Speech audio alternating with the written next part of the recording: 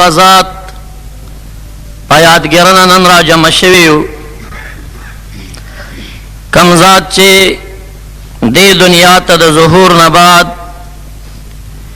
صدا پاسه 1400 کاله شوي دي. د هر دور علما په بیانونو ستړي شو،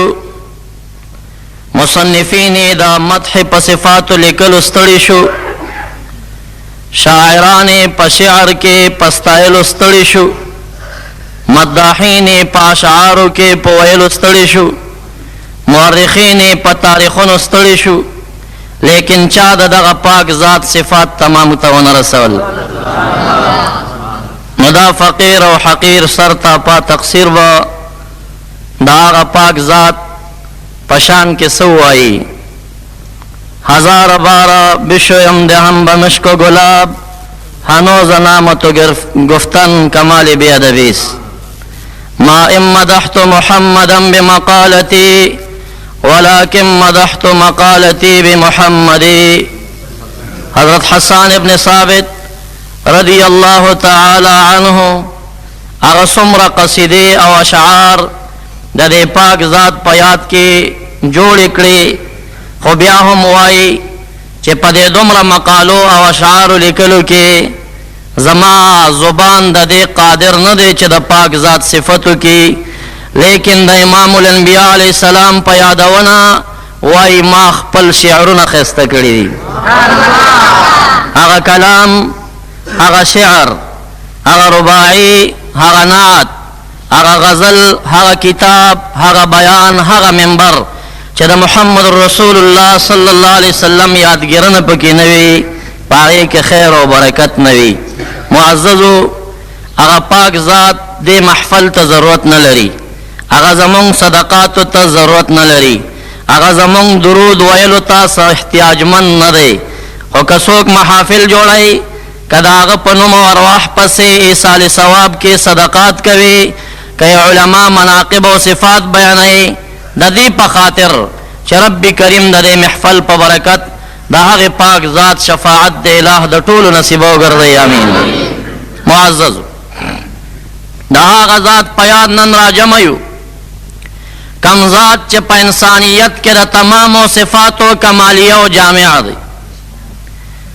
دا مخلوق سره چې څومره صفات خایيږي او لایق دی، الہ العالمین هغه ټول پټوله صفات محمد عربی علیہ السلام ته ورکړیو او دا هغه صفت انتهای ورکړیو. دا یو شک کا علم یو لوی صفت دی، خو امام الانبیاء علیہ السلام دا علماء استاد و معلم دی. سیرت حلبیہ کی روایت راځي محبوب وائی ما رب ذوالجلال درې قسم علوم را کړل. یو قسم علومو کے ما تا امرو کا چه دے بانے مختص ذات ستا دے داستان سوا بل سوک دا دے حامل جوڑے دے نشی، یوازی و یوازی تا سربوی. دویم قسم علوم محبوب وائی ما تا اختیار راکا، بعض خلقو تا ورکا و دا بعضو نے مخفیو ساتا. دریم قسم علوم اگا علم دا ظاہرو چه وائی زم معمور شم پا تبلیغ دا غیبان دے، نو کتا سے دا دنیا پا سطح ملیان گو رئی او علماء گو رئی دا ټول پټول دا امت علم چراغون کئی دا دا محمد رسول اللہ صلی اللہ علیہ وسلم دا علم دا دری میں سے پا ذرات و ذراتو کی لگیا دی. او مبارک دمر ذہین انسانو کیا چا پا ہر زبان کی او یو عمیق سوال کردے خود محبوب دا ذہن دا سے کمالو چه زر تر زر بداغی انتہا و حقیقت ترسیدہ. یو چاہتے اور از پختن اکڑا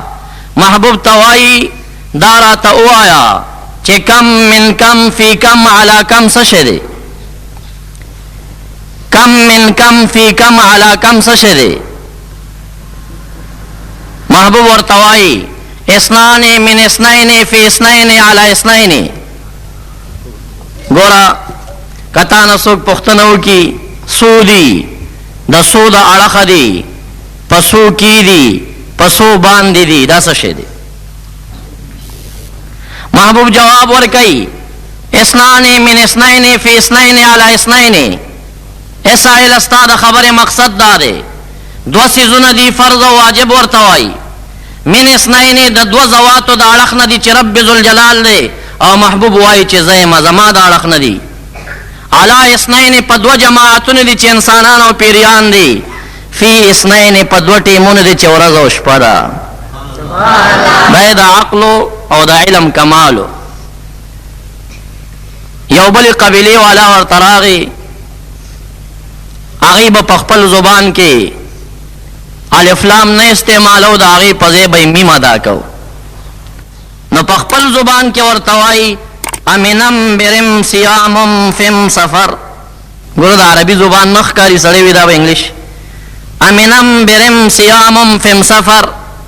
محبوب متصل ورته وایي لیس منم برم سیامم فم سفر د هغه په زبان جواب ورکه او د الف لام په ځای ورته میم ادا که هغه وایي امن البر الصیام فی السفر محبوب وایي لیس من البر الصیام فی السفر دا یو تفصیلي جزیه ده ځان ته چې سفر کې روژه نیول بهتر دي که خوړل بهتر دی د محبوب مقصد دا او هغه سفر چې د جهاد سفر وي او د روژې د وجې نه مجاهده کې کمزوري راځي دغه روژه بیا ثواب نه لري نو جهاد کې خوړل بهتر دی عرض می دا کو که علم یو صفت دی خو محبوب په دې صفت کې انتها او کمال لري